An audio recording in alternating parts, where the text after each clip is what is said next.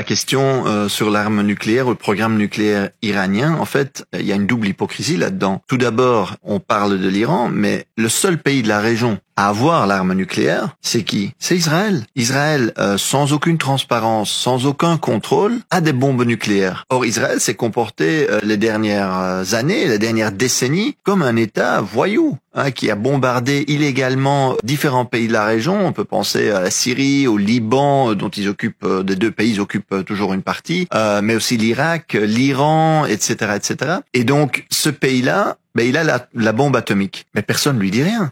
Donc Israël n'a pas signé le traité de non-prolifération d'armes nucléaires. Israël n'accepte pas d'inspection de l'agence atomique internationale. Donc ça, c'est une première hypocrisie qui est grave parce que évidemment, ce qu'on voudrait, c'est un Moyen-Orient sans bombe nucléaire. Ça serait l'idéal. Mais alors, il faut que Israël des armes. Deuxièmement, il y a l'hypocrisie de demander à l'Iran de respecter le droit international, mais de soi-même ne pas le faire. Et donc d'attaquer illégalement l'Iran, de bombarder non seulement des centres habités, mais aussi d'assassiner des professeurs d'université, des scientifiques, toute leur famille parfois, et des centrales nucléaires. Et c'est incroyable parce qu'en fait, il y a un protocole additionnel spécial aux conventions de Genève, c'est un peu technique, mais qui interdit spécifiquement de s'en prendre à certaines infrastructures, comme par exemple des barrages, mais aussi des centrales nucléaires. Pourquoi? Parce qu'il est très clair que quand vous bombardez ce genre d'infrastructure, imaginez un barrage, vous faites sauter un barrage, ça peut causer d'innombrables victimes.